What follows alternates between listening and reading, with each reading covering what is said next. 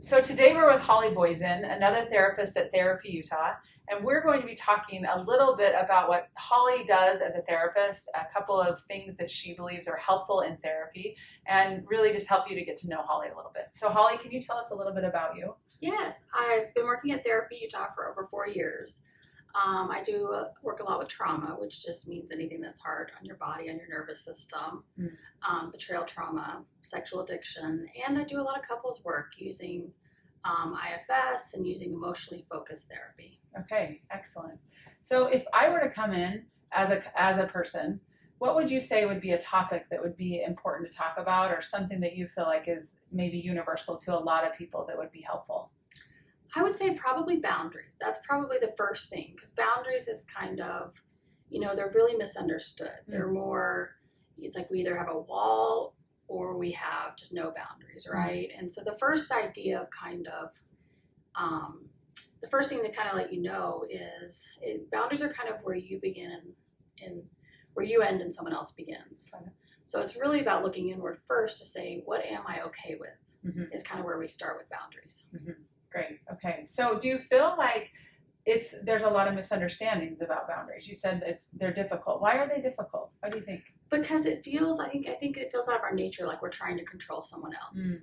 So we're like, well, I can't control someone else, but it's the most loving thing we can do. Because think about, boundaries are really an act of love, and they're if you can set the parameters around this act of love, you can say this is the area which our love can grow. And so if we can really figure out who we are, what we're okay with, what we're not okay with, then setting a boundary. I mean, just like we do with kids, right? I'm not okay with my kid running in the street, so I'm going to set a boundary. It's an act of love that really allows for kind of love to grow in any relationship, whether it's marital, children, parenting, or just even ourselves, right? I appreciate that you use that example of a child too, because it's not just with adults. Boundaries are important across all relationships. Yes, they really and really are. appreciate the idea of how you set a boundary, because I think that's a really difficult question. You answered it by saying if we understand our values, then we can set boundaries after we understand that.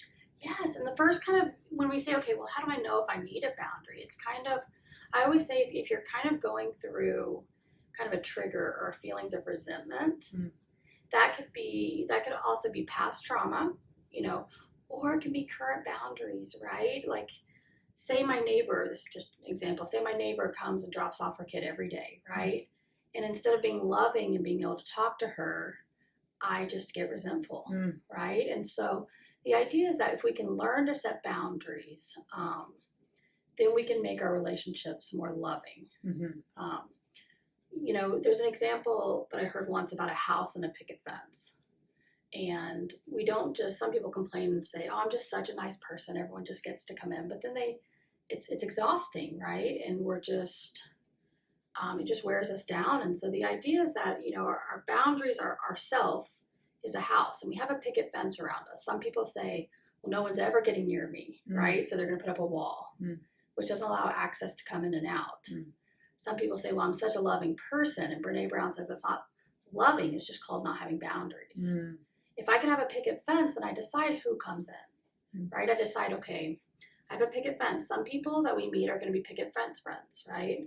We don't have a super strong relationship with them. There's not, as Brene Brown says, marbles in the jar, right? There's not enough marbles to decide if this is a safe relationship, so I'm going to meet them at the picket fence.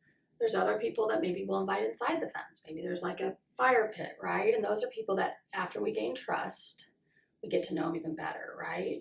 And then maybe they're front porch. Then maybe they're in our living room. And probably the ultimate boundaries would be the bedroom. But the idea is that, when people break trust, then maybe they move out a little bit, right? I don't have to hate them, but I can say, hey, I don't feel safe. That wasn't okay with me. Boundaries are about what's okay and what's not okay. What happened tonight wasn't okay, so I'm going to pull back a little bit. But I'm going to be lovingly. I'm going to do it in a way that's congruent to my values. Right.